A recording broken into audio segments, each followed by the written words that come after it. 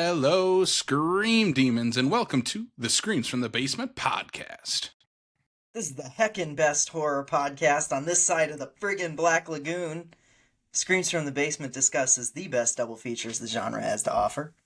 We also interview the industry's finest that make our screams become nightmares. I am one of your friggin' creepy co-hosts. I'm Casey. And I'm Sam the friggin' damned. And let's get screamin'. Let's get screaming. And Sam, in that intro, we talk about the best double features, and today's double feature, I think, is... It's a banger. I think it's a banger. I think it's one of the best that we've ever done. Yep. People might be wondering why the heckin' are you putting these two movies together? Well, we'll tell you why when we get to trivia for one of them. But we're talking two men in monster rubber suits, double feature. First things first, we're talking Rawhead Rex, the 80s classic. It's a classic. It's a classic. It's a classic. And then a modern classic, PG Psycho Goreman. Yup. I'm so excited to do this. This is so much fun. Going to be so much fun. This has been this is, I don't know. I feel like we've talked about wanting to do both of these movies many times. Oh, yeah. Especially PG. Like, I feel like we have been looking at Psycho Goreman as a potential topic since it came out. I believe it was definitely in both of our top threes, if not our... It was my number one. Yeah, it was your number 2021. one. It was definitely my number 2 or 3, I believe. It might have been my number 1. I guess I don't remember, honestly, but it's a favorite of the show. Yeah, 100%. Also a favorite, Rawhead Rex, Yes. which we actually had a chance to play at the historic Sioux Falls State Theatre this past Friday as you're listening to this. And we did this as a late night at the State. It was our, I guess, St. Patty's Day pick for late night at the State. I made a joke beforehand that last year...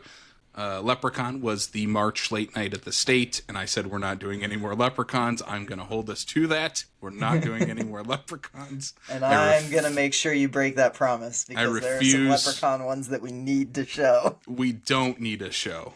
Leprechaun 2 is a masterpiece. Awful movie. It's so good. It's so bad. The one I would be okay with is Leprechaun 3. No, 2 is so much better than 3. Then 3? You are an insane person. Yes. You are an insane person. I'd rather do both of the Back to the Hood movies over 2. Ew. But we did them on the podcast already. Go back and listen to that one from last year. That was a heckin' fun episode that we did. Yeah, it was a heckin' fun episode. But we had a heckin' fun time at the State Theater talking Rawhead Rex. That was... I mean, okay, let's set the stage for people who weren't there, because we're going to start talking off, but with Rawhead Rex. We'll get into the actual movie in a second, but for late night at the State, it was thrown out to us. I don't know, what did Steven at the State say? Like 2 days before? Maybe it was that. No, it was 2 days before he showed us the altar, right? Yeah, or was I think the so. day of? Might have been the day of. I think it was the day of. So 2 days beforehand, he's like, do you guys have priest costumes? We're working on something for before the show. And we're like, no, not on hand. No. We tried to find some priest costumes. Didn't work out.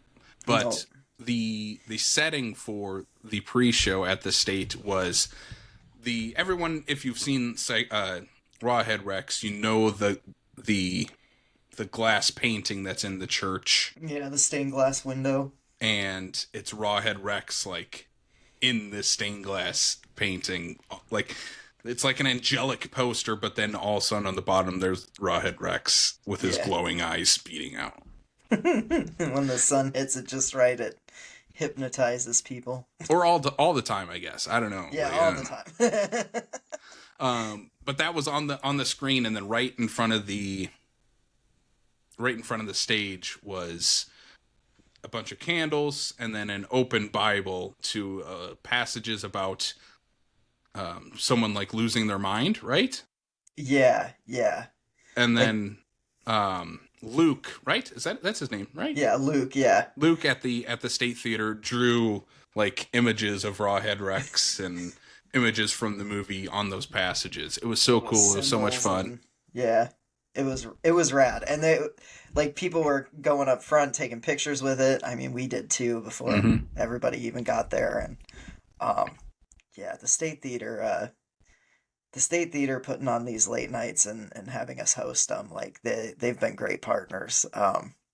They've been leaning into our campiness, I think. Yeah, they definitely have. We've been the bad influence. Or the good influence. I don't know. Like, I kind of appreciate that they're holding space for these, like, weird, maybe not necessarily, like, quote unquote good movies, but, like, the midnight movies that they're so much fun to see. And they're more fun to see with a crowd, with a group of people, than they are just sitting at home alone. So crowd ate it up. Crowd was having a blast with the movie. Yeah, it was a crowd pleaser for sure. Like, I didn't know how people would respond to this one. For one thing, it's sacrilegious, and we're playing it in South Dakota. For another, wait till the next late night. Oh, I know, that one's gonna be interesting. For another though, like, this movie is pretty rough at times as far as, like, production quality, acting, and Effects. We've played movies like this before, and sometimes the crowd loves it, and sometimes it feels like the crowd turns on the movie, and in particular us. And us. Turns on us more so than the movie, I think, sometimes, but... Yeah, so, but I was really glad that everybody really just seemed to dig this one, so... Yeah. Well, Sam, are you ready to jump into hell and talk about Rawhead Rex? Yes. So Rawhead Rex was released in 1986, directed by George Pavlo, and written by Clive Barker. More on Clive in the trivia portion of this as well. George Pavlo previously worked on Underworld, which was also based on a Clive Barker story. Not much. He didn't do much else besides those movies that I could see on his IMDb. He did not do much after Rawhead Rex. But the movie is loosely based on the Clive Barker short story, and it is about an ancient evil simply known as Rawhead Rex, who terrorizes the Irish countryside, killing locals, possessing priests, and baptizing them in his golden showers.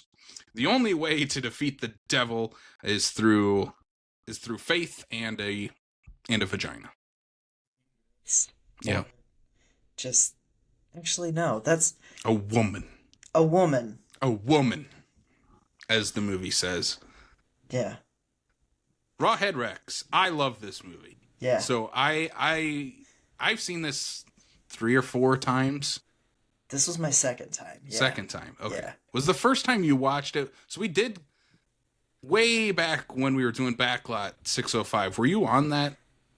No. The Clive Barker one...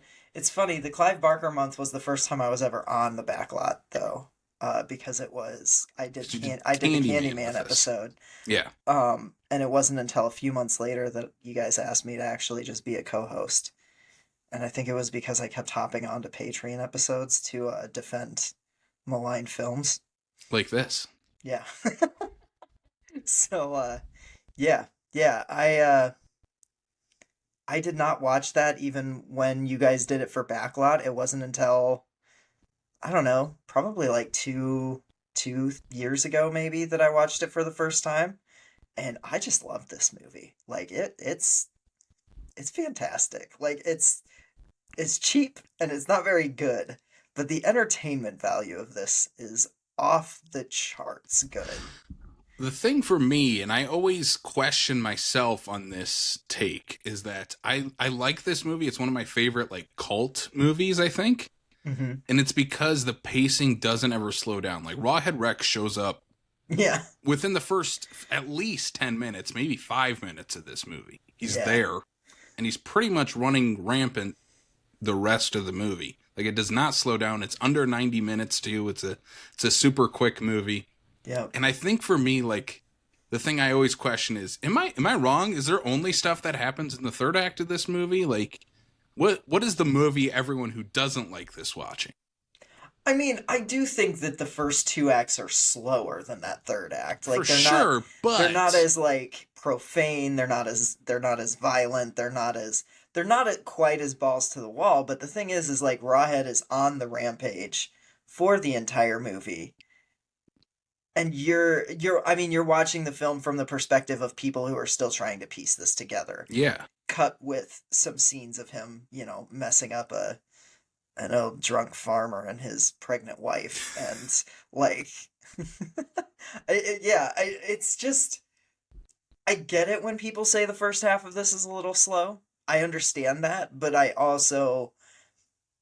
think if you're going into this looking for a specific thing, it's going to be giving you that specific thing, and it's not going to feel slow. You know what I mean? Like, all the performances, even from the get-go, before shit starts hitting the fan, are really fucking weird and, like, kind of over the top, especially he's not the priest, the Declan O'Brien. Gets possessed. He gets possessed by Rawhead Rex. Yeah. Like, everything with him is so goddamn entertaining. Over the top. Like, so over the top. And it's just, it's from the very first, like, montage. It's from the opening credits where the farmer's trying to get that big penis rock out of his field, like... Not enough phallic imagery in this movie for a Clive Barker movie. There's a giant dick rock that Rawhead Rex bursts out of, but I think we could have used a little more. Yeah, I definitely think we could have. This feels like a monster movie inspired by Clive Barker rather than a monster movie written by Clive Barker, if that makes any sense. Like, I don't know how much of Clive Barker actually made it into the final cut of this film, despite him having, like, the sole writing credit on it. He has the sole screenplay credit for it. Yeah. So, but I do get the sense that they kind of took his script and went in a different direction with it, which is why he doesn't necessarily care for the movie as much. It's a little bit like, well, it's not, because this is nowhere near the level of what The Shining is, but it's a little bit like Stephen King not liking The Shining. Like, as a Stephen King fan, I get why, and I'm kind of like, I feel kind of bad being like, but this is one of the greatest movies. But I'm that way. I'm there with Rawhead Rex with Clive Barker. Like, not that it's one of the greatest movies, but I'm like, I think you're a little hard on it, Clive. You're maybe a little too close to the source material to appreciate the ridiculousness that this movie is, and I do love that. It leans into the 80s slasher camp. Yeah, more than much. Probably what Clive would go for, because you look at, obviously. So the big thing is, between this and Underworld, Clive was like, I'm not letting anyone touch my material from now on. And that's why he would go on to make Hellraiser himself. Which, to be fair, I think that is the best Clive Barker movie. Hellraiser. Yeah, Hellraiser. I waver between Hellraiser and Candyman. Yeah, Candyman is a very close second for me. But yeah. But you compare, let's compare Hellraiser to Rawhead Rex. Yeah. You wouldn't be able to tell it's from the same person. No. Because Hellraiser is what I think Clive would want a Rawhead Rex movie to be, where it is filled with overly sexual overtones, tons of phallic imagery. Yeah. This movie sort of leans into a woman is the one that defeats the phallic monster. Yeah. But it's like thrown in the last 30 seconds of the movie. It's just kind of there's no build up to it. There's no actual reveal. It's literally just, it's not saying anything about it. No. Either. It's not a good commentary. Like, it's not the movie goes so hard into schlock that then, like, it kind of tries to make a point in the last 2 minutes of the movie, and you're like, like, where was that the rest of the movie? Yeah, like, I see where a better movie might do that, because the wife is on the sidelines for most of it, and largely this movie is about a bunch of men who are trying to figure out how to get rid of this monster and doing so unsuccessfully. And then the woman steps in at the last minute and saves the day. That is a great commentary if you actually set it up. But this movie doesn't seem to have any interest in diving deeper into that. It's just very surface level. I think Rawhead Rex could be remade and be remade better, but I'd have two terms. Like, one, get some females, like some women behind the scenes in whatever capacity, whether it's director, screenwriter, like, have a female perspective from it. And two, you got to keep the cheesy rubber suit, because that is just what Rawhead Rex is. Like, you can't... Honestly, what I would do is almost an American Werewolf in London, but with 2 female tourists. Oh, that would be amazing. Yeah, yeah. And instead of the werewolf, it's a giant penis monster. Yeah. I don't know. This feels like one of those movies that could genuinely end up saying something if it was in the right hands. And it's a little bit like, no, I won't go too off topic. It's a little bit like Cool World. I really want to see a woman remake Cool World. I don't want to see anyone make. Oh my god, cool I Worlds. do. I want to remake a Cool World so bad. I don't want anyone to. There's touch. something there, god damn it. I'll be honest, I haven't thought of Cool World since we talked about it 3 years ago or whatever on a podcast. I watched that movie because of the Backlot 605 podcast. And that was so before bad. That was before I was a host. I watched that movie 3 times in 1 week, dude. You are insane. I love that movie. I barely watched it once, and I had to. Yeah, I loved it. Bad. Anyway, back to Rawhead Rex. So I love the cinematography of this movie. I think Rawhead Rex has pretty good cinematography and knows how to light Rawhead Rex for the most part. Oh, especially like when he's bursting. So these guys are like trying to move this monument almost. It's not even a monument. It's just like a stone that looks like a giant dick sticking out of the earth. Yeah. And they're trying to knock it over. And so one guy is just left there to do it by himself. He knocks it over. Rawhead Rex bursts out of the ground. And it's such a cool shot. There's lightning behind him and he's jumping out. It's super cool. It's what's used on every poster for this movie. Awesome stuff. But also there's some really iconic shots, in my opinion, of him later on in the movie where he is just lit from behind, on top of a hill, hillside. When our lead character, the dad, sees him for the first time and he's lit up behind him and he's just on top of a hill. He's got a great shot where he's holding up a severed head that's amazing. It looks like something off of a fucking European metal album cover or something. Something out of Predator almost. Yeah.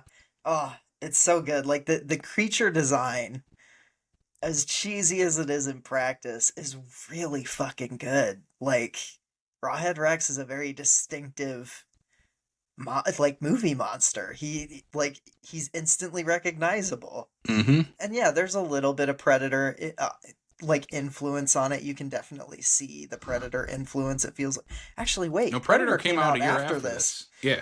Predator ripped off Rawhead Rex. You heard it here first. Could you imagine though Rawhead Rex with Arnold in it? No. Hey, get out of here, you dick monster. And I do not want to. I would watch the hell out of that movie. It was a woman. I would watch Rawhead Rex versus Predator instead of Alien versus Predator. Feels like Rawhead Rex and Predator would be more of a team up or more of a versus movie than Alien. I don't know. I don't like the AVP movies though. They're not. And then they can fight Arnold. Then they can fight Arnold. Exactly. Yeah. Anyway. Yeah. So I love some of the cinematography. How they, when he's not moving, are probably the best ways to describe the cinematography. Yeah. The suit is super. It's so funny. It's just so funny. The suit in Rawhead Rex is insanely funny because it's a guy in a rubber suit. I looked it up. He was a 19-year-old kid that they plopped into this suit. And they're like, all right, you're playing Rawhead Rex. Probably given no direction of how am I supposed to act? How am I supposed to run? Probably just given the basics to get shots because when he's running, you can tell he's got a heavy ass suit on and he's like, yep. He's and you just see the head flopping back and forth, and he's giving high knees just to try to make it look like he's running fast. Yep, And I mean, he clearly can't see where he's going out of that damn suit. Like I would assume the eyes are in the mouth in it. Yeah, that's what I'm guessing. And the thing is like, I think the high knees are so because he can't look down. Like he has Oh yeah, no it can't move. clear view Yeah. of like where he's at. And like he obviously has to step up in order to avoid tripping on anything like a tree root or branches because they're shooting this outdoors. Like it's uneven terrain In the night. in the night. So every time he's running, his knees are like up to his nipples and the head is bouncing up and down. And it's so funny. I love it. I love it. I love it. I love the chase sequence in the kind of like the real big opening kill besides that first guy that he kills by the rocks, where he kills this husband and goes after his pregnant wife. Yeah, yeah. I think it's such a fun little chase throughout the house. It is. And it's like genuinely a little unnerving because she keeps moving to like different sections of the house and hearing him bursting through the sections. So she's like going up the stairs and he's not bursting through any section. He's pulling a Tommy Wiseau in the room and just like... Yeah, that's true. He's just scattering dishes. Throwing dishes and flipping over the table. Yeah. Oh my God. So funny. He's like throwing a temper tantrum. He's not even chasing her at one point. He's literally just like destroying stuff in the kitchen. He's it's just hilarious. Like, fuck this kitchen. I hate this place. Yeah. Yeah, it's a ton of fun. I think it's super fun. What is the movie trying to say? So again, Rawhead Rex goes and finds this woman in the house. She's pregnant. He like rips open her shirt to reveal that she has a baby bump. Yeah. But he doesn't go any further in attacking her. Is that supposed to be like our clue? Like women are the... I think you're thinking too much about this. I don't think the filmmakers thought that at all. Maybe Something Clive had to, though. Like maybe Clive, but like I don't think the filmmakers got that out of his script at all. I don't think they pulled it out later on. There's no reason they couldn't have fucked up the pregnant mom too. Yeah. Well, yeah, that's the thing. Like, it's so I feel like there's maybe something that is. there. It's not that she's pregnant; it's that she's a woman. Yeah, but no, he kills a woman in the trailer park. He does. He kills a woman in the trailer park massacre. So that doesn't make sense either. That's what I mean. You're thinking too much. I'm asking questions that the movie sets up. I need answers. It's like when everybody's pontificating about the Halloween 18 Michael Myers not killing the baby. Like, I don't think it matters. He's not a monster. I just think he chose not to kill that baby. Same thing here, then? I don't know. Yeah, I guess. I don't know. It doesn't make any sense, because you leaned over to me and you're like, what did you say? You're like... I was like, oh my God, like, I totally forgot about this scene. Does he fuck up a pregnant woman? See, and I remember him doing that. Yeah. Because I remember him ripping the shirt open. Yeah. I forgot that she lives, though. Like, But she's not in the rest of the movie. She's just gone. She's just traumatized. Yeah. She's just a witness, basically, to describe continue the monster. To get the police kick-started so that when Howard, who's really a boring protagonist, when Howard comes to tell him, like, hey, I saw something in the woods last night, the cops have reason to believe him, but they won't anyways, you know? I think he's an okay protagonist. He has a bit of that Stephen King protagonist vibe. Yes. Oh, for sure. For sure. This movie feels like it's trying a little bit to be more of a Stephen King movie than it is a Clive Barker movie. I have, like, schlocky Pet Sematary vibes to this movie. Yes, 100%. 100%. Especially when he gives his monologue after his kid dies and he starts, like, yelling at the police chief while his wife is crying in the corner. I'm like, this feels very soap opera-y, much like Pet Sematary does. Oh, yeah, for sure. Pet Sematary just does it better and does its themes better. Yeah.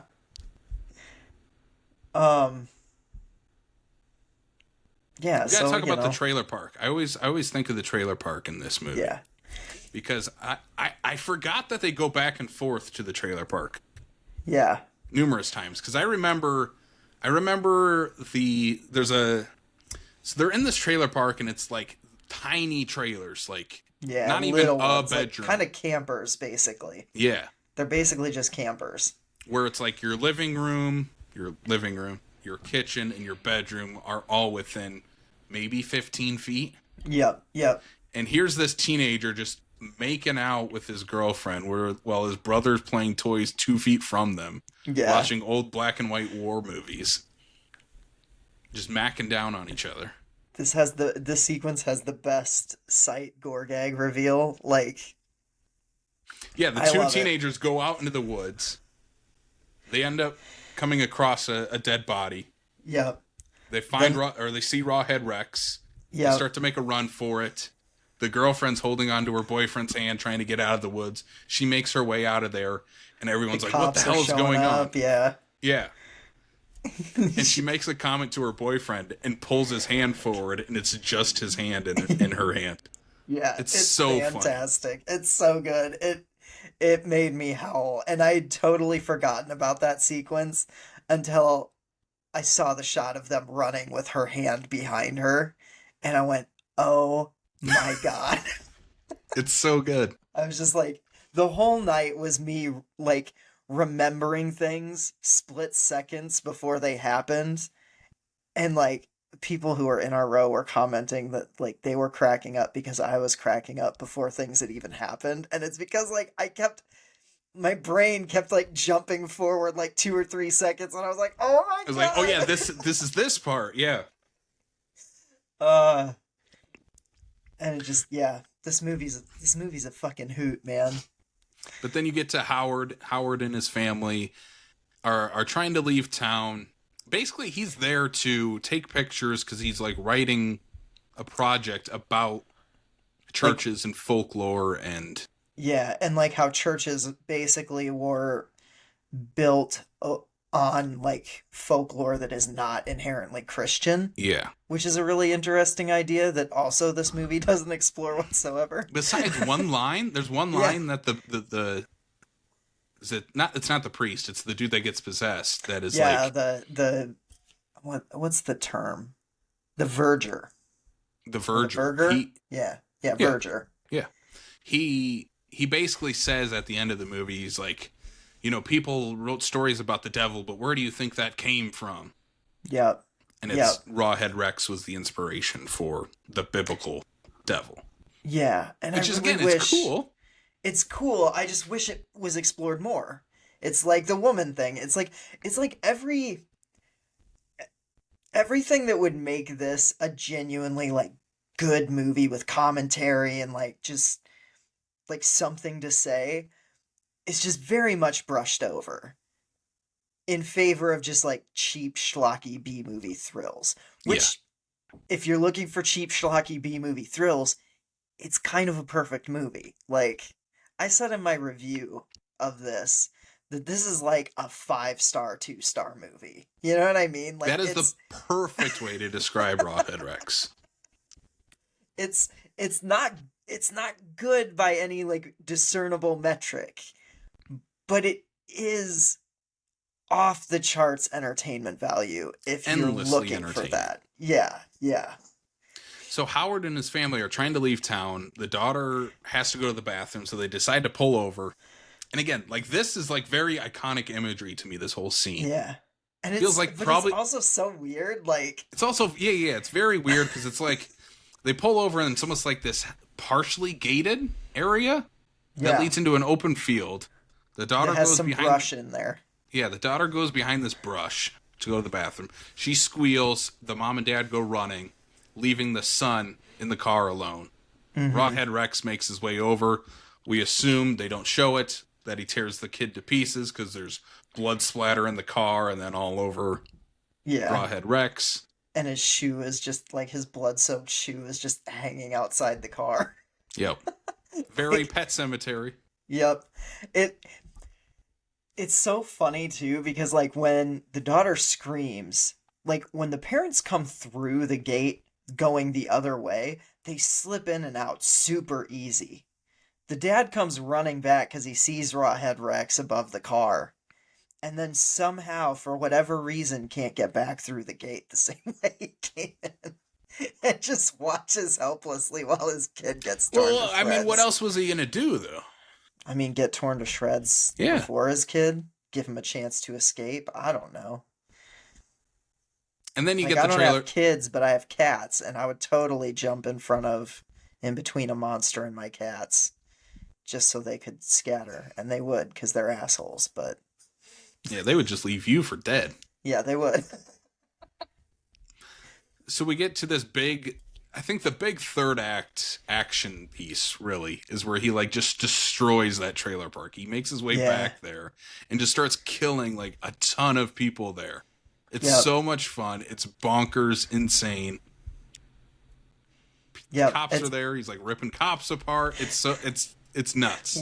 One of the cops gets possessed. He possesses one of the cops, and the cop like dumps a bunch of gasoline down the hill and lights all the cops on fire. Blows them up. Blows them all up. Oh my god, it's insane. Yeah, this is where like you get like the people that are like playing games and having drinks and stuff, and he tips the whole trailer over. He like pulls a woman out, and her dress Pulls just one of them through completely it, like it just comes off, and Gratuitous nudity just to have it in this movie. just to have it, yeah. And it's just I mean, it's what you go to Rawhead Rex to see. Yeah. It's like This feels like the sleepover part of the movie, where you're watching this with your friends late night on a Friday night, which we did. Yep. And like you want certain things in these type of movies. You want someone in a giant rubber suit. You want blood and gore. You want boobies. And then And you want some profanity. You want some profanity in there. Yeah. This has all of it. It's got all of it. Including profanity from religious figures inside a church. Yeah. Yeah. So in the third act, we get to the third act, and it's at the church and like the cemetery behind the church. And in this third act, we get that. What'd you say? What was this title? Verger. Verger. What do they do? I have no idea, but his name is Declan O'Brien, which is a very Irish name. Great Irish name. Great Irish name. He's been possessed this like entire movie. And he ends up worshiping to Rawhead Rex and wants Rawhead Rex to baptize him. So Rawhead Rex hoses him down. Sure as shit does. Just takes a big old piss all over this guy. It's the most Clive Barker thing in this movie. It is.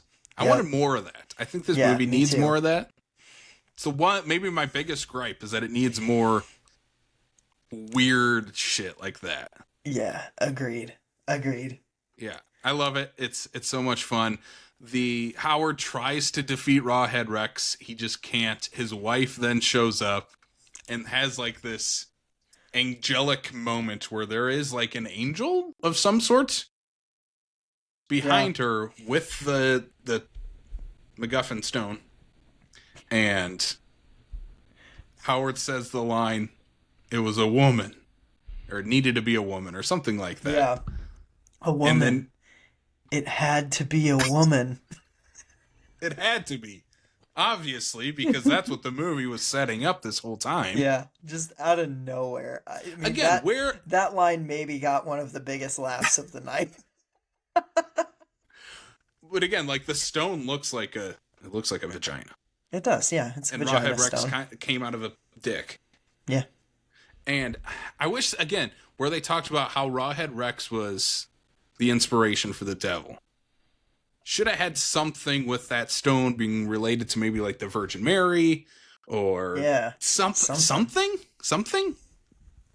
where it leads up to that moment. Yeah. I mean, there's just nothing there though. Yeah, you can see certain things that like are either seeds that get set up that don't go anywhere or payoffs that have no seeds.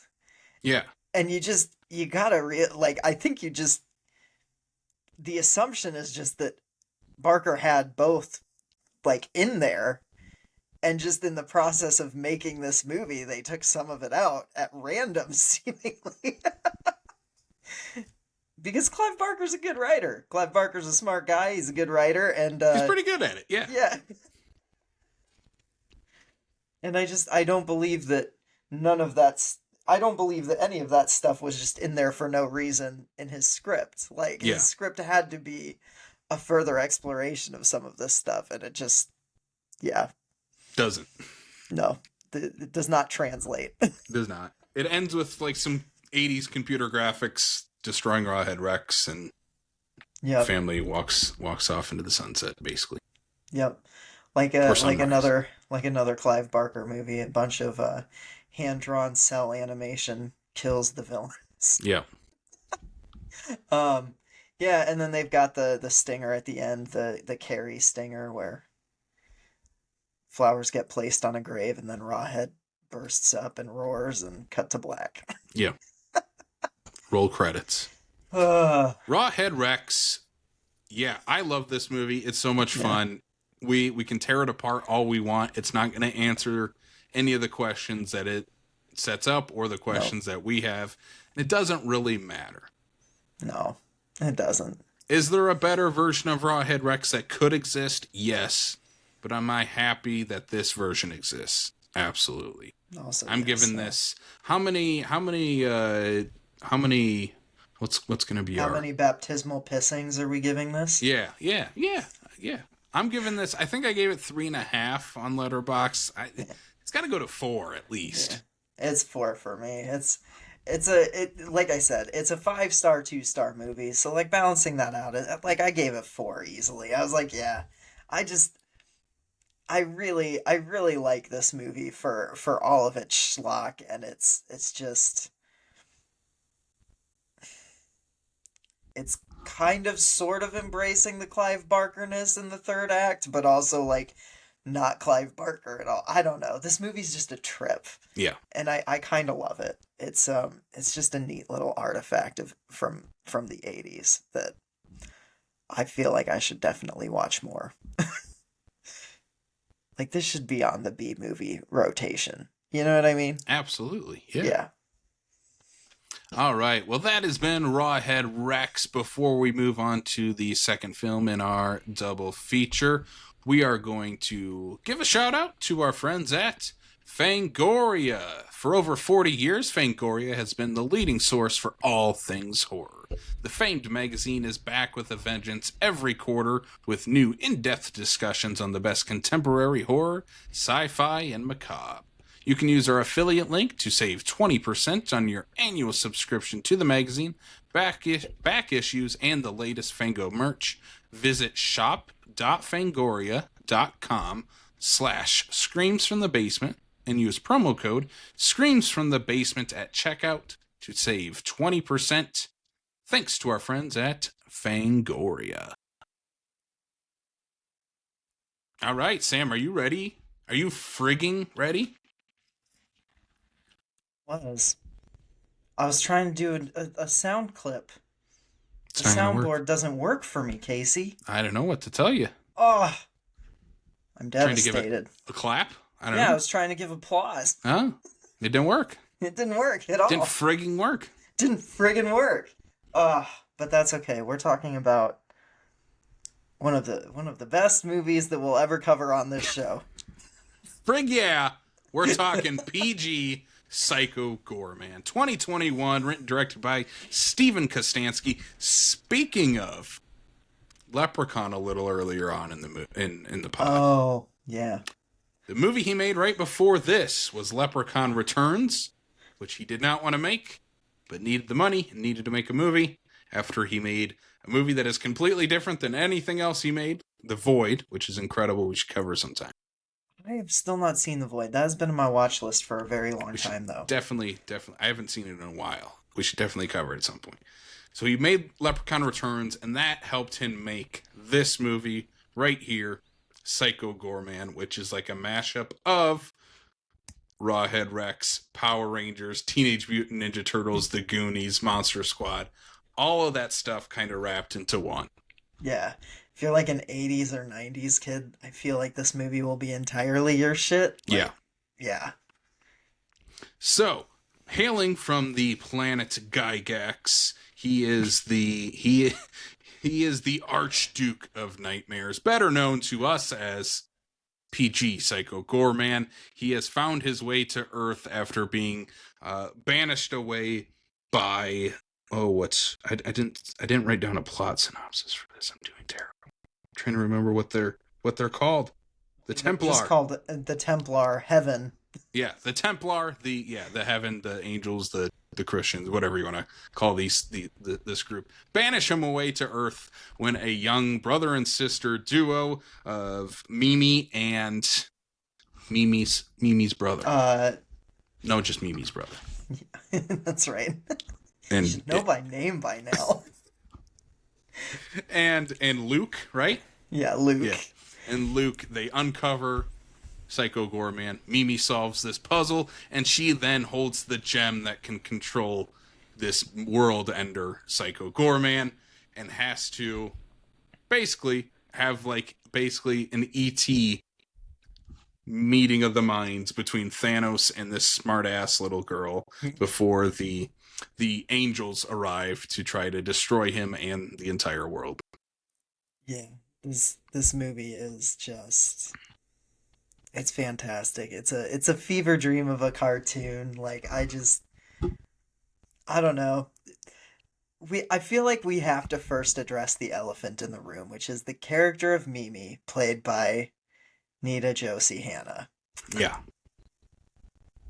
She has been criticized as being a very unlikable character, a very annoying character, a little brat. All of the above, so true. So the fucking point of this movie. Yeah. Like, it doesn't work unless you have this kid be obnoxious the entire time. This whole movie hinges on her being just this little I don't give a fuck. Like, what, 9-year-old? This girl. She has a fantastic. line in the third act of the movie of, I don't listen to you, you guys listen to me. And her dad's like, yeah. Yeah. It's true. I don't listen to anyone. Yeah. Yeah. He's like, yeah. And that's the dynamic of this family, though. Oh, yeah, 100%. This family is so goddamn funny. So funny, so well realized, they feel like a real family. Yeah. So let's take it back to 2021. I want to talk about the first time we watched this, because this came out, it would have been during the pandemic. Yep. I remember I watched it pretty much like as soon as I could, because I heard rave reviews about it and how it was like Power Rangers meets E.T. meets Rawhead Rex was kind of how I was described this movie. And it's 100% that. Yep. I loved this movie. Again, if you're a fan of especially 90s kids television, in a weird way, this is the perfect movie for you. Yeah, I agree. Like, this this almost would be a good, like, pick-me-up after you watch something like I Saw the TV Glow. Like, they would work as a double feature. Yeah. Yeah, like, the first time I saw this, I think I actually watched this because you and a few other people had watched it and were like, this is really funny, like, have this on your radar. And so, like, I threw it on one day and, like, oh my God. I logged this 3 times in, like, 4 months. And I know I've watched it a lot since. Like, I love this movie. This is one that I have a VHS copy of it. Mm-hmm. Like, they did a hell of a job merchandising this movie, and I feel bad I don't own any of it, because there's Psycho Goreman action figures, there's like a McDonald's like kids meal box that you can get the action figures in, there's like a couple of special edition Blu-rays that sold out so quick. Glass cups, there's a coloring book, I think there's a Psycho Goreman lunchbox, like there's all the things you'd kind of expect from like Power Rangers or Ninja Turtles, but with Psycho Goreman. And I don't know. I remember this movie. I fell in love with the characters, as horrible as they are. Like, in my comic strip, The Ghoulfields, that I created the year this came out, I literally named the dad Greg. Because, like, I cannot stop laughing at Greg in this movie. He is my favorite character. Like, he is the worst fucking person. Like, I hate him so much, but he's so goddamn funny. And, like, in the end, when Susan's all, like, jacked up on god powers and, like, getting ready to kill him, I'm like, Susan, if you kill him, I would not blame you at this point. Like, he's such a dumbass. He's such a dick. But in He's a such lazy a lovable bastard. way. It's just, it's so great. He is like the human version of Homer Simpson. Perfect way to describe him. Yeah, the kids right away, they start playing their game Crazy Ball, Yeah. which they continuously play throughout the movie. It's a game that just doesn't make any sense. It's a bunch of rules that this 9 and 10-year-old brother and sister made up together. It's basically, And it seems designed to make sure that Mimi wins it every time. Yeah. And they end up like, the bet that they had was one of them has to dig a hole in the backyard and bury themselves. Loser gets buried alive. Yeah. So they had to basically dig their own grave. Of course, Luke loses, digs this giant hole in the backyard. That's how they summon Psycho Goreman. Mimi ends up with the gem. But the next morning, the family is out there. After the kids have filled the hole, Psycho Goreman makes his way back out of it. And so there's this giant hole in the ground. Yeah. And Greg is like, well, someone's got to fill this in. Who should it be? Who should it be? And they all vote him. And then he goes, well, that is great. And when I vote, I will vote for all of you. And they go, that's not how it works. It's like, it's a family experience. And yeah, he makes the comment like, so much for democracy, as he goes off to get the shovel. When they're playing Crazy Ball too, there's a really great, and they kind of do this in various ways throughout the movie, where like it'll be super epic, like they've got the like electric guitar score going, and it's like hyper stylized, and they're like throwing doing balls at each other in slow-mo. slow motion. Yeah. And then all of a sudden the music drops out and it cuts this wide shot of the backyard.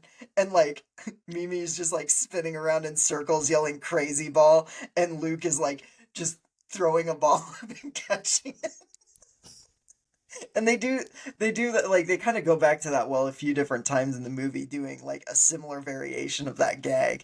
And it never isn't funny. Like it's the editing and the sound design of this movie are pretty fantastic. Like it's, yeah, I love it. Yeah, you look at a movie that is it's still a low budget movie. Mm-hmm. It's a guy in a rubber suit, but the editing and knowing where to put the money in this movie should be studied by indie filmmakers. Yeah, 100%. Because this is, it's a big scale movie. This Psycho Goreman PG is a world ender. They show flashbacks to him like destroying worlds. Oh god, the sci-fi flashbacks like set in space are so much fun, and they are low budget, but they look so cool. Yeah, they're hyper stylized still. Yeah. Like again, using the budget to the best of their ability. Yep. And it does still, and that's kind of where it gets the like 80s 90s TV vibe, is because it's like kind of TV budget really, but it works within the world, so it doesn't feel like it's cheap. It feels really big and bombastic and fun. Yeah. Well, and it helps everything PG says is big and bombastic and speaking in these huge monologues about ending the world and becoming the ruler of everything living and dead, and Mimi is just so unserious about anything he says. Yeah. Oh, that's enough of your big dumb story. She's like, your homework is to watch more TV and to learn how to be more fun. You sit in that chair until we come back in the morning. Yeah, and he just has to do it because she's got the, what is it, the stone of... Did I write it down? I don't know if I did. It's like peroxidike. Yeah. Yeah. Yeah, Mimi has so many great lines. She does the "Can you dig it?" line. Yeah. They teach Psycho Goreman about the best curse word, frig. Frig, yeah. And the different ways to use it. And if you really hate someone, you say frig you. Yeah, frig off. And Frig off. they have a great musical number where like it's an 80s rock version, like just of a song called Frig Off.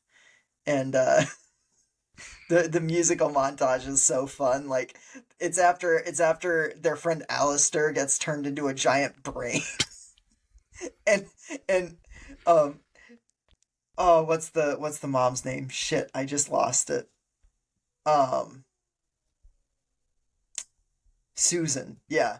Susan, Mimi, and Alistair as the brain like take Psycho Goreman out clothes shopping. And there's a fashion montage. Like right out of a 90s rom-com, and it's just fantastic. I love it so much.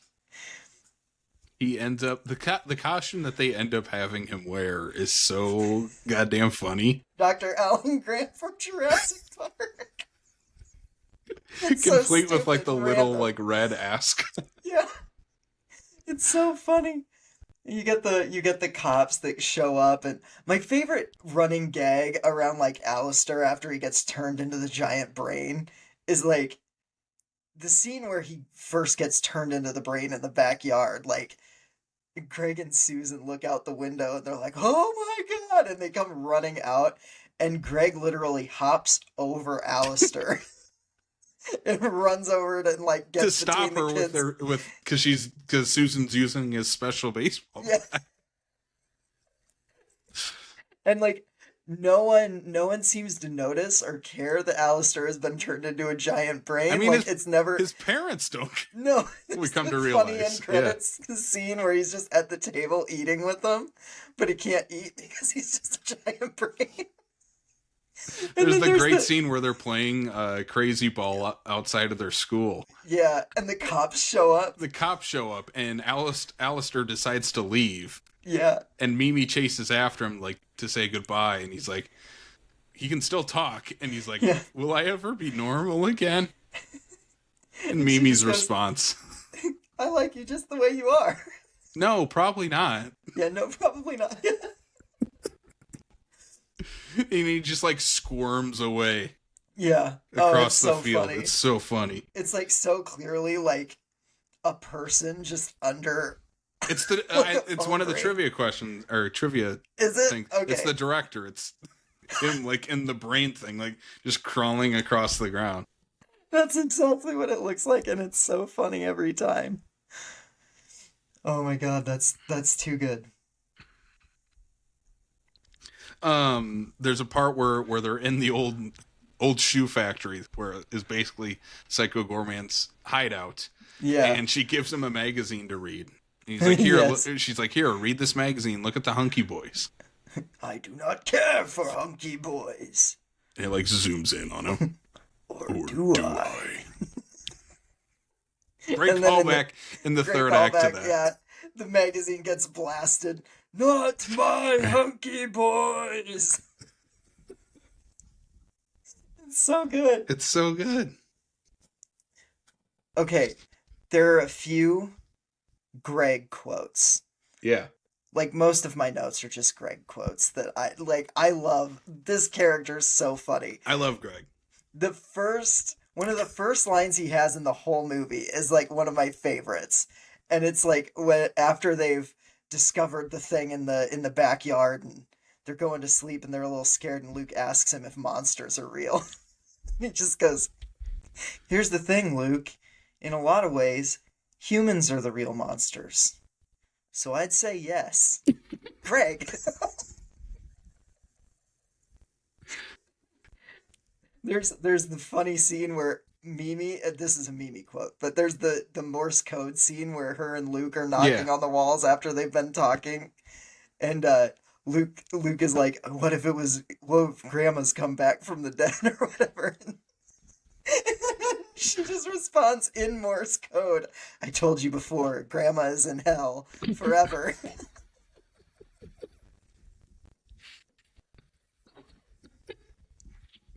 It's that so kind of sums up that character completely. It really does, and just that relationship between the two of them, because like Luke is just the sweet. Also, innocent. that scene shows how close they really are as a family, because the parents also know the knocking Morse code and tell him to go Yeah, back to bed.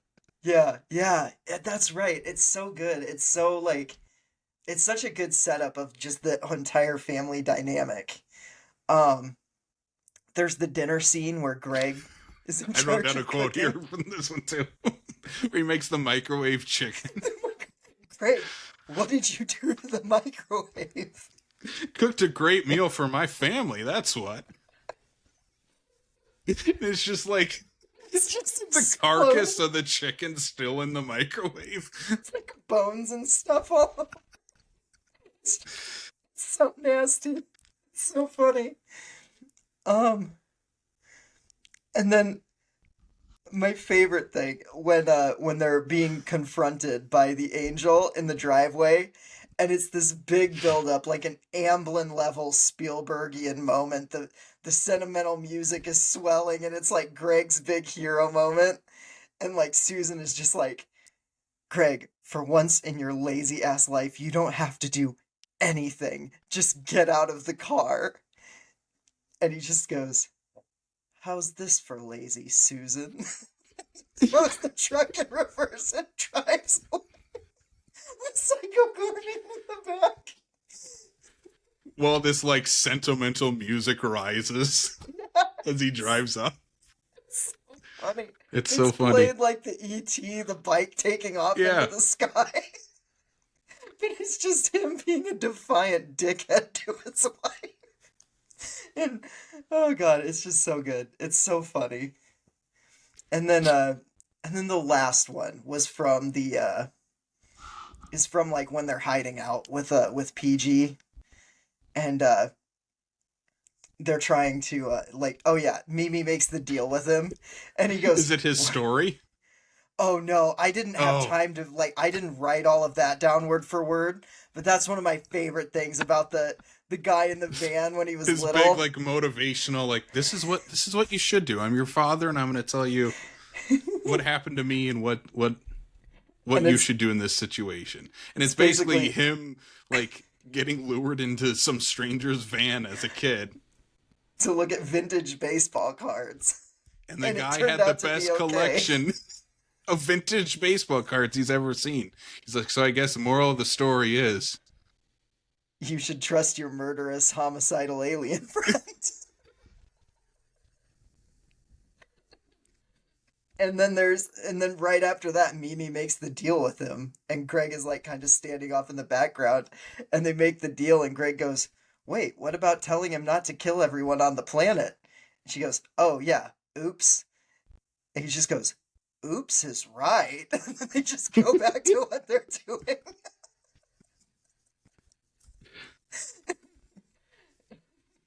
Like, Greg is the MVP of this movie. He's so I love goddamn Greg. funny. I want to go back to the scene in the woods. So Psycho Gorman turns this cop into like a brain dead zombie monster. He like melts him. He like melts him. He takes control of his mind. He like melts the cop's gun to his hand.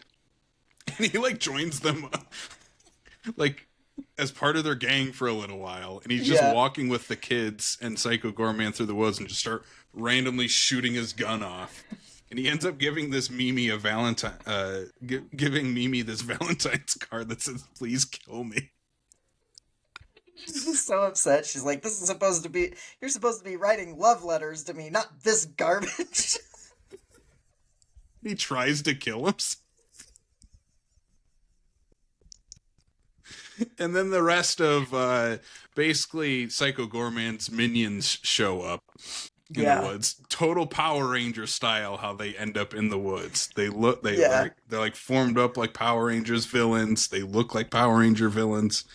Who's your favorite of those? Yeah.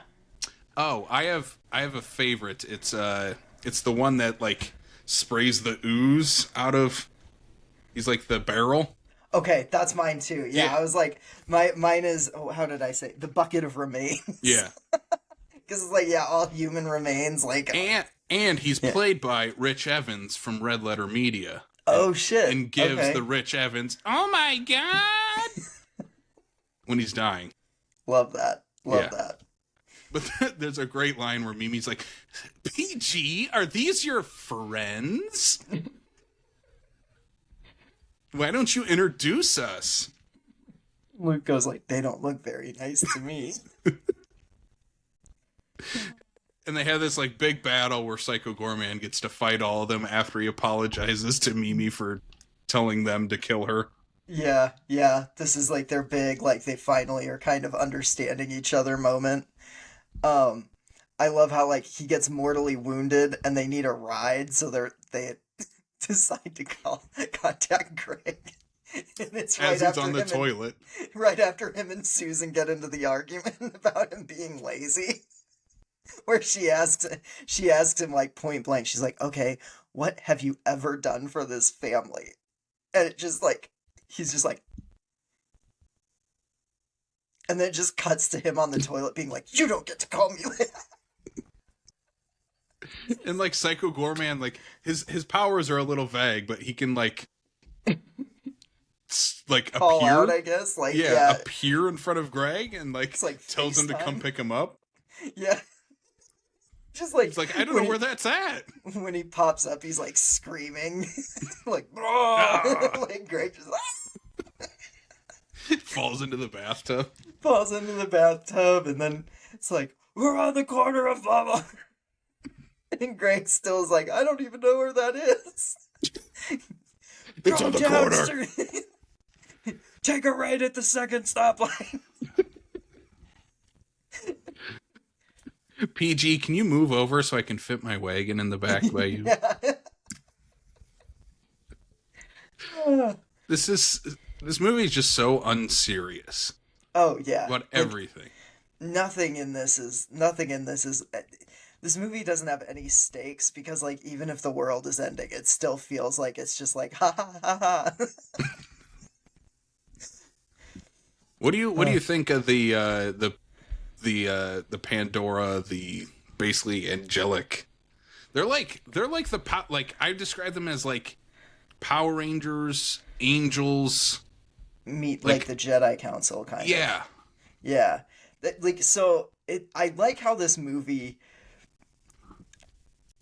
I don't know if it's because you're with Mimi, who is aligning herself with Psycho Goreman, but I kind of like how this movie implies that like heaven and the Templar are actually not as good as they say they are. Like I like that they play with that a little bit, even in a movie as unserious as this. Well, I mean, all of Psycho Goreman's like his origin story is that he was basically a slave for them. Yeah, and he rose up and gained power. Yeah. With the Stone of Paraxidike, I think is what it's called. I think. I didn't write it down, but that sounds right to me. So yeah, like it, and I mean, you do kind of see it where like the angel, what's her face? What's the angel's name? Is it it's Templar Pandora. Yeah. So where she kind of like co-ops Susan into like drinking this stuff that'll give her like souped up powers and everything, and I don't know, you just get the idea that Pandora is not a good person either, and that like her winning would also be catastrophic, maybe even more so for this family. Whereas like PG might destroy the rest of the world around them, but at least the family will be safe. Yeah. I really like everything with the Templar. Like I think that the backstory is very interesting. I love the second post-credit scene where the rest of them are all sitting around a table going like, should we just like kill ourselves? What do we do? What do we do now? Well, she had a plan B, and he just slides this little revolver onto the table.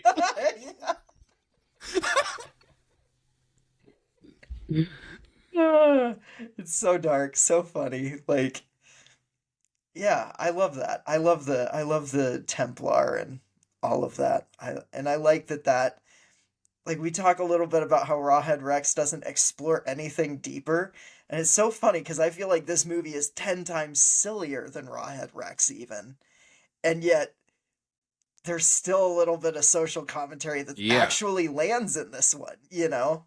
Oh, I mean, and even like having the parents reunite at the end, having Yeah. Mimi like apologize to her brother for picking on Yeah. him. There are real emotional stakes in it, you know? Psycho Goreman giving the line of is this love? Yeah. You have Greg, yes, Sally. Oh my god, yeah.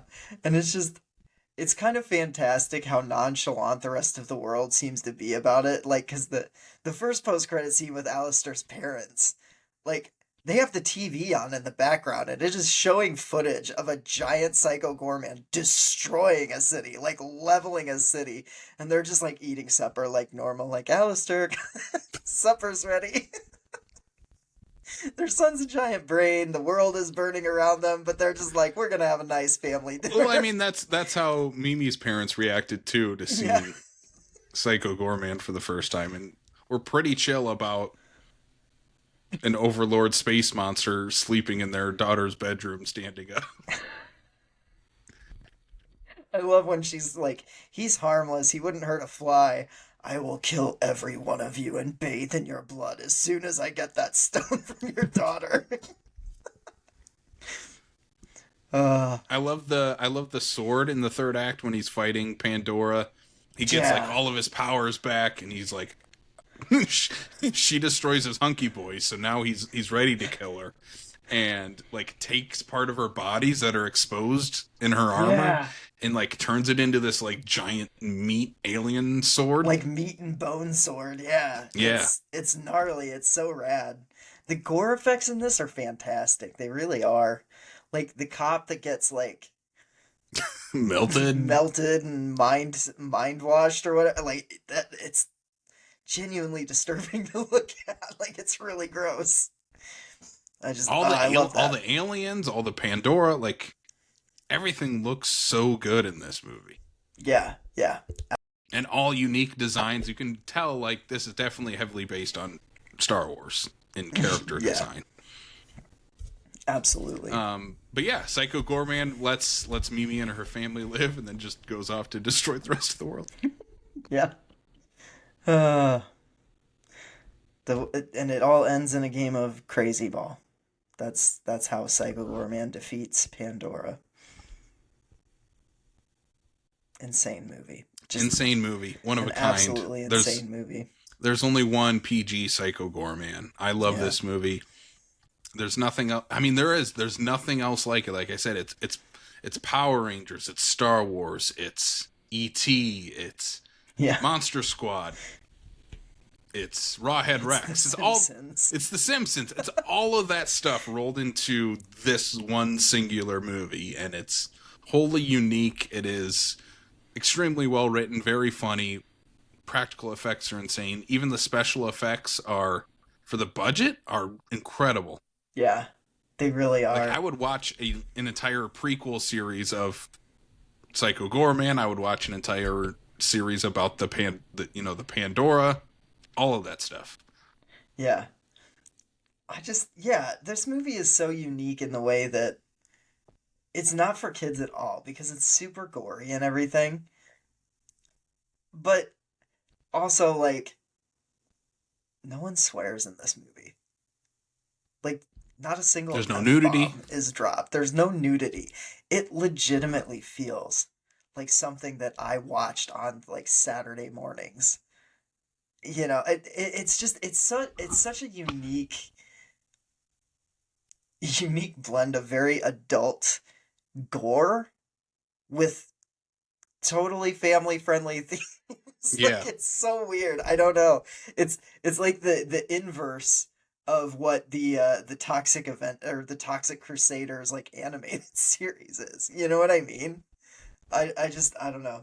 Like you said, there's just nothing like it. How many Greg wrist splints are you gonna give this out of 5? I'm giving this 5 out of 5, Susan. You better take me to the hospitals. Take me to the hospital. I think my wrist is broken. Meanwhile, And I she's love like how it's- barely alive. Yeah. It's just because he high-fived Psycho Goreman. It's The wrist that he ridiculous. hurt picking up the shovel earlier in the movie. Yeah. It was already injured. Was already injured. It was Yeah. weakened. Yeah. Yeah. So, Yeah, I give this 5 out of 5 too. How many hunky boys are you giving I'm this? giving this 5 out of 5 hunky boys. And I love this movie. It's fantastic. I'm glad we finally covered it. I'm glad my love of Greg is out there for the internet to see. He's one of my favorite. He's one of my favorite movie characters ever, honestly. Greg, Mimi, I think they're both incredible. Yeah. Yep. Yeah, and especially in that third act where those two are just really playing off each other. They're so goddamn good together. Oh, I almost forgot I had this in my notes, but Mimi's prayer at the end where she goes, never mind, I don't need to talk to you. There's a new god in town, and his name is Psycho Goreman. She pulls the crucifix off, snaps it over her knee, and then looks over her sunglasses before she walks out. And the only reason she was praying is to know which pair of sunglasses to wear. It's so good. It's so good. I love this movie. My only piece of trivia I have is why we're doing these two movies as a double feature. Okay. It is that Steven Kostanski, the writer-director, came up with this idea while watching Rawhead Rex. He hated that movie, but was like, what if I made Rawhead Rex meets E.T.? I mean, you know what? I disagree with his statement on Rawhead Rex, but if it means this movie happens, I don't mind that much at all. I just love that it's Rawhead Rex. That was the movie that did it for him. Yeah, I love this movie. Good. I love this movie. The one movie I think on our top 10 last year where I think it's streaming now, on VOD, but his new movie Frankie Frico, which is a puppet horror movie, which seems similar in tone to Psycho Goreman.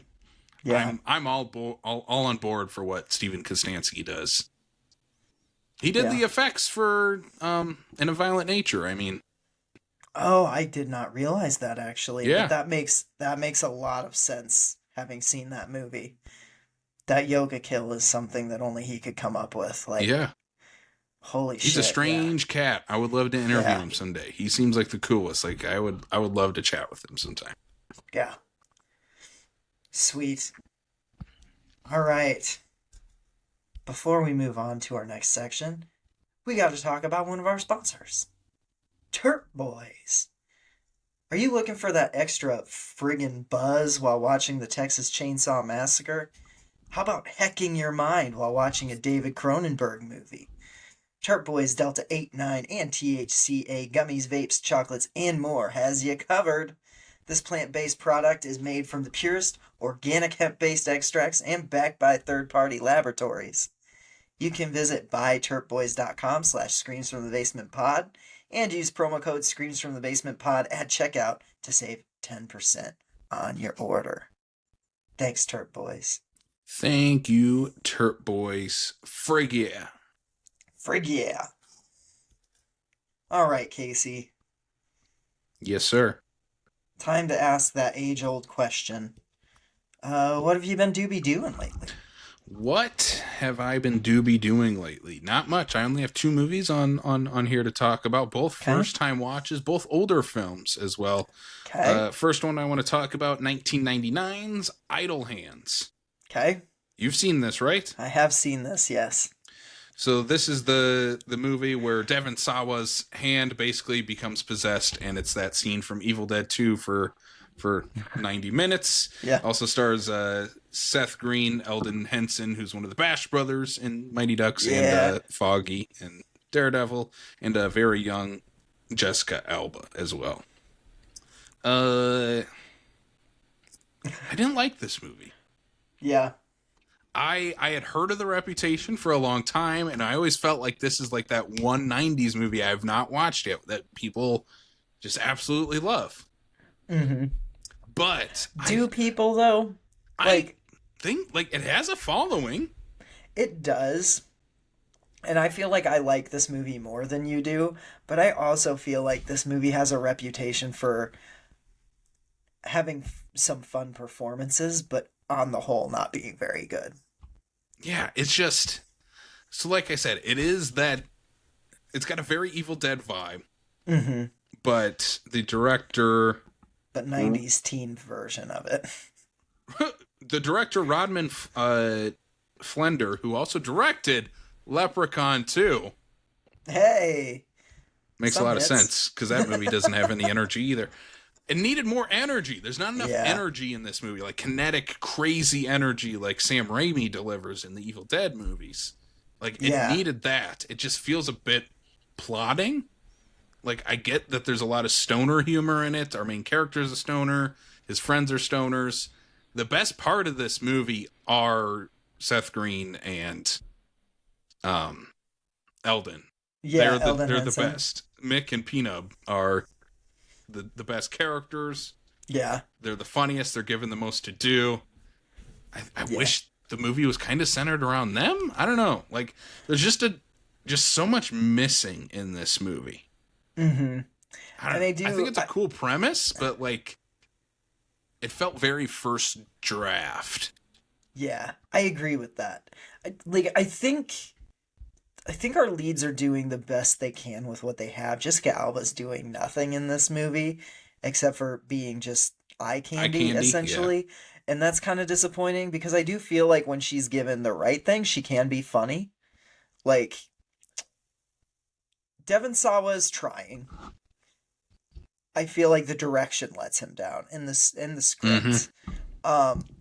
But I love the makeup work on Seth Green, especially. That bottle sticking out of the head is so gnarly. And I feel like he works because he and Eldon have really good chemistry together. Yeah, they do.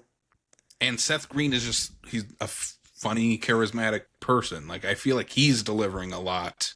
Yeah. Where the movie probably doesn't have a lot for him, really. Yeah. Yeah, I agree. And it feels Hollywood stoner too. I don't like that where it it has that vibe of just written by someone who's never smoked pot in their life. Smoked pot. Or someone who does smoke pot but is deeply uncool about it. Yeah. Like yeah, I agree. Yeah, I wish I loved it. I'm glad I finally watched it, but just wasn't my bag. Yeah, I get that. Like, I like it enough, but it's not one that I find myself, like, going back to or anything like that. And then my other movie that I watched was Dan Aykroyd's directorial debut, 1991's Nothing But Trouble. I watched this. I just listened to Attack of the Killer Pods episode about this and put it on my watch list. I just watched it because it has been on my watch list for a while. Obviously I love Dan Aykroyd. I love 80s comedies. And I had always heard about this movie, but they finally covered it on their show for Hot Dog Horror. Go listen to their episode. I'm not going to explain that part of it. It's a really fun episode. It's a really fun episode. They talk endlessly about Nothing But Trouble. I am in the camp of I borderline love this movie. I'm excited to watch it. I'd never even heard of it. Like, really? Yeah, no, I'd never even heard of this movie. Man, I've seen the poster a million times, and I always heard about, like, it was this big flop, and Dan Aykroyd never directed anything afterwards, and Chevy hated it, and all that stuff. And I'm sure all that's true.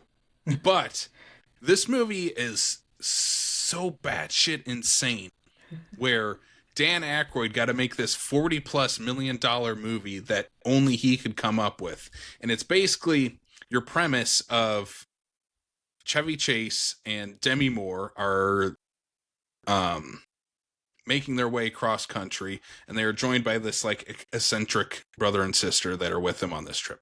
And it's the story of, like, these people on a trip make the wrong turn, end up in a house that is off the beaten path. And, like, it's kind of like that classic monster movie trope of, like, they end up in this weirdo's house and have to try to escape. Like, we've seen it in a million horror movies. This is Dan Aykroyd's version of it, where they end up at this house and it's run by this, like, 110, 106, he's over 100-year-old judge in this little community with this little penis nose, and basically he's the judge, jury, and executioner, and decides if people live or die. And he has like these weird contraptions in his house. There's all these traps set up throughout it. There's this like chomper machine that he'll send people through to get smushed up and like spew their bones across this wall that has a target on it. John Candy is playing dual roles. So is Dan Aykroyd. Dan Aykroyd plays the judge. And he plays this giant twin baby monster in a giant rubber fat suit.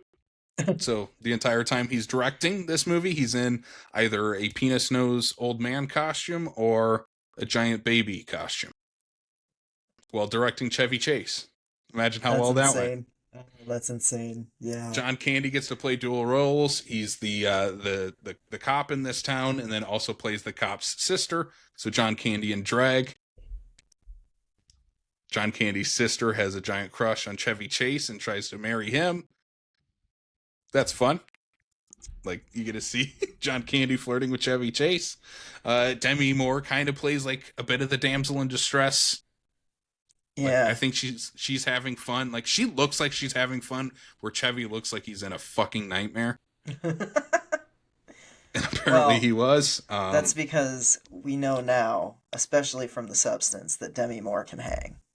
Like, she's one of the cool ones. Yeah, she's one of the cool ones. Yeah, I love this movie. It is batshit insane. Like I said, over $40 million, huge box office bomb, giant sets, explosions, weird special effects makeup. It's so much fun. It's only a movie that could come from the mind of Dan Aykroyd. My thing I'll wrap it up with this is this. If you're a weirdo that ever wondered what Texas Chainsaw Massacre 2 would look like if it was based on a National Lampoon article, that's Nothing But Trouble. My God, that's awesome. That sounds great. I can't wait to watch this. I hope you like it. I'm excited for it. I like bad movies, so if this is bad but fun, yeah, I have one of those in mind too. The final shot is like a Looney Tunes gag. Okay, I can't wait. I'm excited. I saw it was on Tubi, so I'll have to fire it up this week. It's so good. I loved it. It's so much fun. All right, Sam. What about you? What have you been doing? Well, I have continued my watch of the new Yellow Jackets season, and I've gotten to the point where, like, this show is just becoming kind of a dark comedy to me in ways that, like, the first season definitely was not. The first season was a little more serious, a little more, I don't know if I'd say grounded, but Gypsy. Oh my God, my cat's on my table. I won't say, are you, like, in an earthquake right now, or... Get down. Stay down. Love you. Anyways, so yeah, Yellow Jackets is kind of in this weird thing where it's just kind of off the rails at this point. Like, it's clear that they had a plan at one point and that they have had to pivot quite a few times due to different things, due to strikes, due to shutdowns, due to actors wanting to leave the show before they were ready. But I have just rolled with these punches, and honestly, this season is starting to pick up in a way that is getting me excited for each new episode. I cannot wait for Friday's episode, and we're getting into the last few episodes of the season, so it's going really well. I'm still gonna implore anybody who hasn't started it to watch it, because flaws and all. At the very least, you have Christina Ricci being completely unhinged as Misty Quigley, one of the greatest television characters ever made. I love this show, and I will continue to sing its praises week after week. I read a book, a young adult novel, Clown in a Cornfield by Adam Caesar. The movie is coming out this year from Shudder, and it's actually getting a big theatrical release. I hope we get it here. Getting really good reviews too. Yeah. I liked this book. I didn't quite love it. I am actually reading the sequel now, and I like the sequel more. I'll be really interested to see what Eli Craig does, because he is known for more comedic horror, and I don't feel like there's a lot of comedy in Clown in a Cornfield. And it's kind of funny, like, while I was reading it, I was like, I wish this were funnier. Because some of the stuff is a little on the nose, like the social commentary. And I'm like, I feel like this would maybe be better with a little bit of tongue-in-cheek. You know, like, and I feel like Eli Craig as a director is going to bring that. And some of the interviews from, like, the cast and Eli and Adam has said, like, yes, this movie does have a little bit more of, like, a dark sense of humor that the book didn't necessarily have. And so I'm very, very interested in that. And that's not to say I didn't like Clown in a Cornfield, the book. I did. I read it in like 2 days. So I'm very excited to read the rest of them, to read the rest of the trilogy, and see what the movie is gonna be. So, and I'm Yeah, sure I we'll heard it talk has about it. some. I heard it has some major Tucker and Dale versus Evil vibes. Yeah, and I'm pretty excited about that. And plus that cast, you can't go wrong. Like Kevin Durand is in this movie. Like that these days, that's enough to get me to buy a ticket. Just put Kevin Durand in your movie. Like Jesus Christ, he's so good. Go back in time. Sam is there opening weekend for Yeah. X-Men Origins Wolverine. Yeah, I was actually. Like, I gotta see what he does as the Blob. I watched the Batman for the first time since seeing it in theaters. I was like, for the first, you hadn't watched? Okay. No, because we did Since a Patreon theaters. episode on it. Okay. But that was back in like what, 2021, 2022? Somewhere in there. I don't know. 21, right? I think so. I think so. I walked out of the theater from that one going like, that is a 5-star movie. That is one of my favorite Batman movies ever. Like I loved it. Still loved it this time around. I think it's masterful. I love Pattinson as Batman. Like I just think he's a great Bruce Wayne. He's like kind of a greasy little freak, and he's just like Alfred. And I love it. Like it's just Turn up the Nirvana, Alfred. yeah, turn up the Nirvana, Alfred. I'm moody. And, like, I'm vengeance. And I just, I don't know. I love it. I love Paul Dano's, like, incel Riddler. I love, like, the tease of Barry Keoghan's Joker. Like, everything about this movie just gets me hyped. I After forgot watching he it. was Joker. Yeah. And, like, and Colin Farrell as Penguin is so good. So good. I need to watch the miniseries. I have not watched the miniseries yet, and I've heard it's amazing. And after rewatching the Batman, I'm like, yeah, I gotta bump the miniseries up on my watch list. So, yeah. And Maria really liked it too. So it just, yeah, the Batman I heard a rules. fan casting for, since we're kind of talking about Batman quick, I heard a fan casting for who should play Harley Quinn in this universe. Who? Have you seen this? No. Mikey Madison.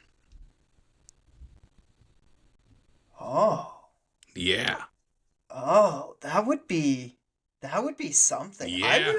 I would welcome that. That would be a very interesting take on that. As someone who doesn't love Margot Robbie's Harley Quinn, I think that's perfect casting. I love Margot Robbie's Harley Quinn, but I also think that ship has sailed. Like I think she said like I'm kind of done with it. And if they're gonna be recasting, like I can't think of someone better than Mikey Madison. She would be fantastic in that kind of role.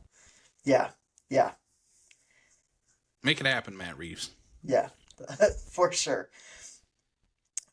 First time watch. These next two are both first time watches for me.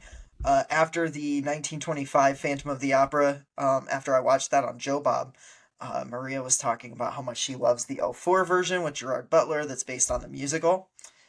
Directed by Joel Schumacher, which I did not know until we watched it. I was like, that's pretty cool. I really liked this movie. I know nothing about the musical, never seen it on stage, never listened to the soundtrack, didn't know a single song from it. Like, so if you're coming at me with like, wow, the musical is better because like, I don't know. I have no idea. This is my introduction to it. And I thought it was pretty goddamn good. Like, I liked all the performances. I thought the music was great.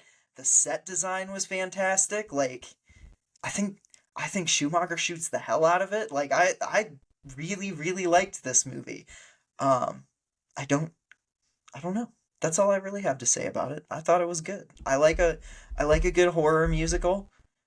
This one's pretty light on the horror elements. It's definitely more like a romantic tragedy. But like the ending kind of hit hard. Like I was wrapped up in it. I liked it. Have you've seen this, right? I've No? not seen it. Kayla also loves this movie. I didn't Yeah, know Maria okay. loved it. So yeah, Yeah, you yeah. should check it out because I know I've you heard some like of the Phantom, soundtrack. right? Cause what's that? You like Phantom like the story, right? Oh yeah. I Yeah. love Phantom of the Opera. Yeah. I'd be My interested to favorite hear. Goosebumps book is the Phantom of the Opera story, the That's right. Phantom of the Yeah. Auditorium. Yep. One of my Yeah. favorite Disney movies is Phantom of the Megaplex. One of your favorite slashers is Phantom of the Mall, It's Eric's Phantom of Revenge. the Mall, the Eric's Revenge. One of my favorite Brian De Palma movies is Phantom of the Yeah. Paradise. Oh, Phantom of the Paradise rules. You know what's funny? Kayla told me the other day, she's like, have you ever seen Phantom of the Paradise? I'm like, yeah, I watched it at the state. And she's like, that's a weird movie. I saw clips from it the other day. Like, You yes, guys it should is. you guys Yes, should it do is. a Phantom double feature sometime. Do We Paradise should and then do the an '04 one. episode Yeah, that too. Let's do it. down the Phantom road. of the I don't know. Paradise and And let's Phantom do of a the Opera. let's do a triple feature and also do Phantom of the Mall. There's no musical numbers in Eric's Phantom of the Revenge. Mall. We'll do No, there's Phantom of the not. Mall and Phantom of the Megaplex together. How about Okay, that? that works. That works. Yeah. Okay, and my last one. Um, Casey, you know I love a good bad movie, right? Um, I did it again. I fell in love with an absolute shit movie on Shudder, and I went and I bought the already sold out of print Blu-ray. Not for much because it was just list price on eBay because it recently sold out. But I watched the 1989 ski slasher Iced. If you I've follow us never on heard of this movie. if you follow us on Patreon, I wrote about 800 words about this movie after watching it. Um, it is set in a ski resort. Oh, the back sleeve is fantastic. It's a snowman when Jeff was here, painted in blood. Um, so how to What is describe this? this movie? I've So- never heard of this movie. It's a super cheap, looks like it was shot on video, slasher from 1989, starring Lisa Loring, the original Wednesday Addams, in a role where she goes full nude because she was trying to shed her child star image, and it apparently made a lot of fans very upset. And that's kind of this movie's big claim to fame. I'd never heard of this. I was scrolling through the recent editions on Shudder. I saw the thumbnail. The thumbnail was a variation of this cover art, and I thought that looks interesting. And I clicked on it, and it revolves around a group of friends who have this kind of sad sack friend, Jeff. And for the first like 15 minutes, we're just like following Jeff, and Jeff's just kind of this miserable sad sack who you kind of like are like, I don't know, man, like maybe bad things are happening to you because you're just kind of a mopey guy and you deserve it. Um, he's at the resort with this girl who betrays him by going to another guy's room and arm wrestling him.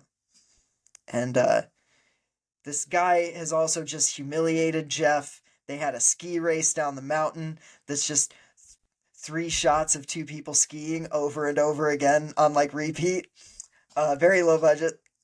And Jeff gets upset because he found his date arm wrestling, and she said, well, we're really just friends, Jeff. And so he got friend zoned hard, so he got all angry, and he decided to go ski on the slopes at night, and he skis up and jumps, and he lands on rocks, and he rolls over, and he clutches his stomach, and then apparently Jeff is dead because we cut to like 4 years later. And this group of friends has all been invited to this brand new ski resort that just opened up. Unbeknownst to them, there is someone following them to this ski resort in a busted ski mask, and this person is killing them off one by one, in very creative ways. This movie is like Skinamax meets a slasher version of Snow Beast meets I Know What You Did Last Summer. It is not good. There is like a snowplow kill that kicks off the second act, And then the second act is pretty much nothing but people hooking up with each other.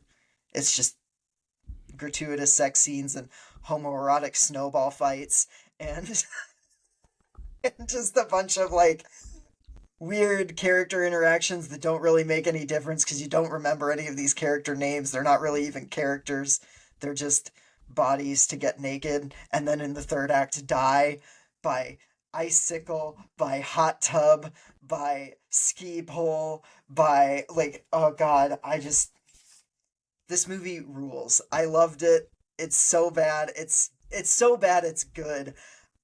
I was laughing through this entire thing. I started it like way too late and thought I was going to fall asleep, and I was awake the entire time. I was like, this is madness. How did this get made? What is this even doing? And like Lisa Loring is the only one that's giving any kind of verve in her performance. Like she knows what kind of movie she's in. The rest of the people are like playing this serious as a heart attack, and it's so funny. It's so funny because they play it serious as a heart attack. The cold open with Jeff is so like, you know the scene in Footloose where Kevin Bacon gets upset and he dances in the warehouse? Yeah. That's the energy that Jeff's giving off just basically for the first 15 minutes of this movie. He's giving hot rod energy, yeah. Yes. It's, I don't know, it's on Shudder right now, so if you don't want to track down a $45 Blu-ray, like I said, I have a problem. This is a terrible movie, but I had to have a physical copy of it because this is the only non-VHS release that has ever been made of this movie. And I could not in good conscience let it drift away again. I have to have a copy of this so that people know it exists. That ice exists, yeah. So yeah, I implore anybody right now who is listening to this and has a Shudder subscription, go on Shudder, watch Iced. If you don't like it, you can tell me you don't like it. That's fine. I am gonna stand by this recommendation because I had a fucking blast with this movie. So yeah, that's what I wanted to end my doobie doing on was Iced, and now I have a Blu-ray with a ton of special features, and I can't wait to like there's like a director's commentary, there's a 22-minute director interview, there's a 20-minute interview with one of the lead actors, a 13-minute interview with the assistant director. Like, so you know that there's dirt on this disc about what went on the making of this movie, and I cannot wait. Like, I'm so pumped. So yeah, Iced. If we do another Patreon episode like we did earlier this year where it's like top 10 new discoveries, this will be on it. Expect Iced at number 1. It might be, honestly. We're going to have Iced and Nothing But Trouble at the top of our list. And people are going to be like, what the fuck is going on? What the fuck? So, yeah, I had to recommend Iced. Well, that's the show, ladies and gentlemen. Thank you all for listening. On that note, we're going to wrap things up here. Sam, where can people find us online? Well, you can always subscribe on Apple, Spotify, or YouTube if you like the video portion, or basically anywhere you get podcasts. I'm sure we're popping up on some of those rando host feeds too. You can also follow us on Facebook, Instagram, Threads, Blue Sky, and TikTok. We're back on the talk for, all your video content needs because we're attention whores. So, Casey, where can I go to support the show? You can support the show on Patreon. You can join our Patreon at patreon.com/screams from the basement. You can join our $1 or $5 tier.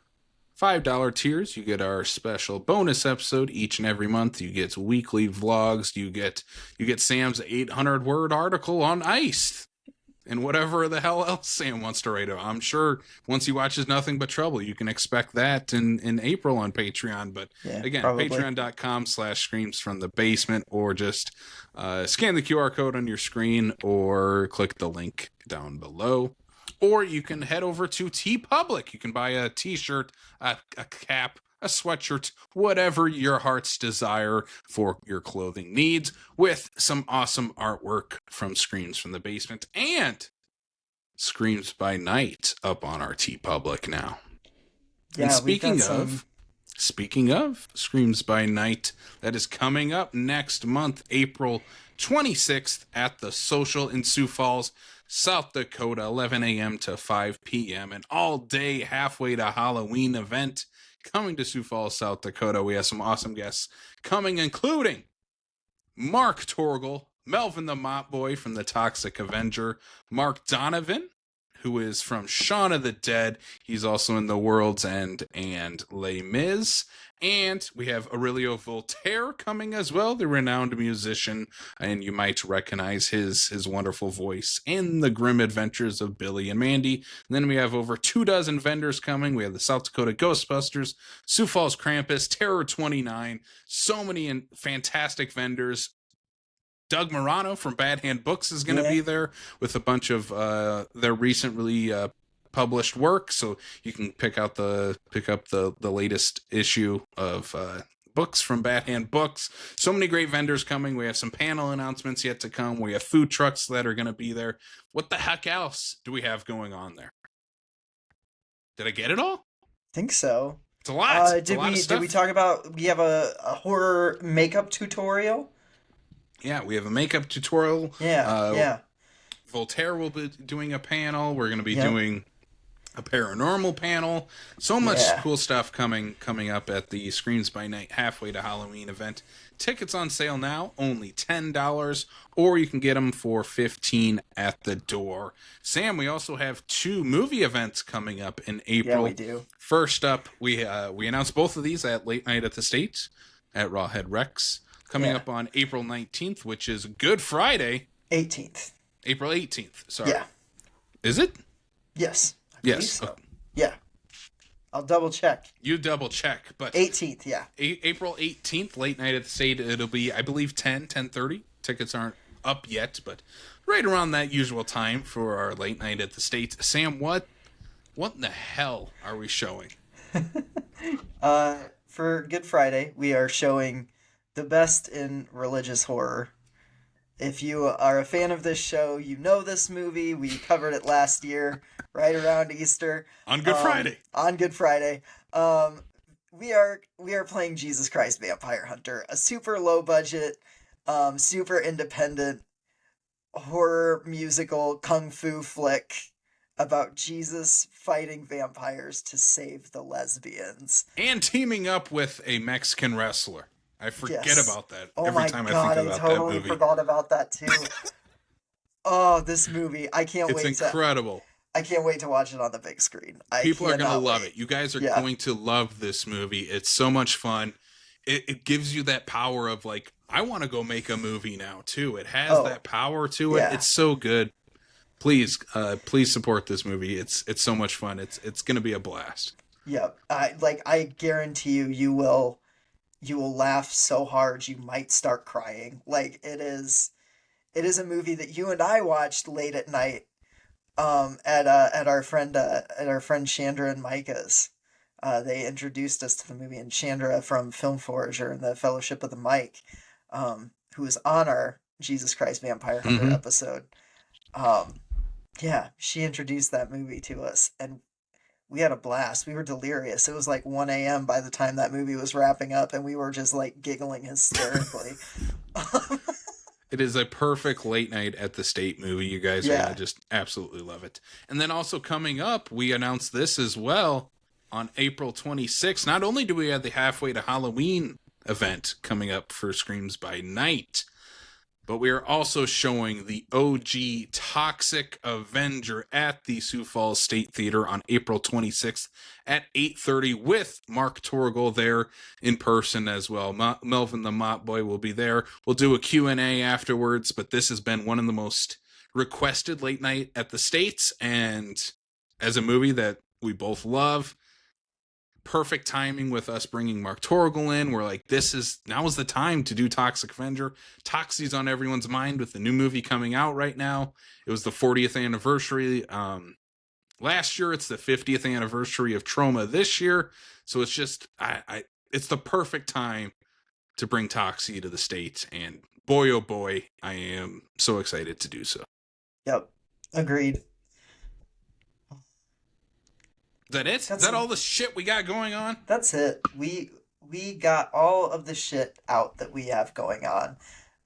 It's going to be a busy month. It's going to be a fun month. Like, I'm so excited for everything that we have coming up. And it was great to be back at the State for late night this past weekend. And like, it was the first of the year. It was the first of the year, first of 2025. There will be plenty more. I said it at the State, but it just bears repeating. Like, it just means the world to us when people show up and watch these movies with us and come hang out. If you've been and put a little trust in us in picking out some of these movies. Yeah, like we promise, we'll pick some genuinely bona fide like classics soon. I have one for June that Sam keeps denying me. I don't think it's a late night movie. That is an incredible movie that I think we need to play. I will bend to it, but I also like. We need to show people we have taste. off air, God damn it! After we show them Jesus Christ Vampire Hunter. Jesus Christ Vampire Hunter is a legitimately good movie. It is, but I know what you mean. Though. I know what you mean. We have to class it up a little sometimes. We have to bring some prestige in. We have to bring prestige into a movie that's not going to. We'll talk about it. yeah. We'll talk about it off air. I got too excited, knocked my microphone. Knocking your microphone all over the place. Sam. All right, let's wrap things up. We're getting too excited. Again, thank you all for listening. Thank you all for joining us on our Rawhead Rex and Psycho Goreman episode. Sam, go ahead, give that people that sign off. Thanks for tuning in, everybody, and sweet screams. Yeah.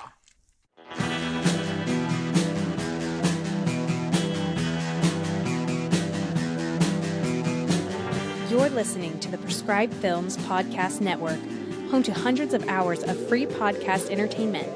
The shows on this network all have a common goal, providing you with the best discussions about movies and other forms of entertainment media. The PFPN hopes to fill your earholes with audio joy. Visit our website with links to all the other amazing shows at www.thepfpn.com. Thanks for listening.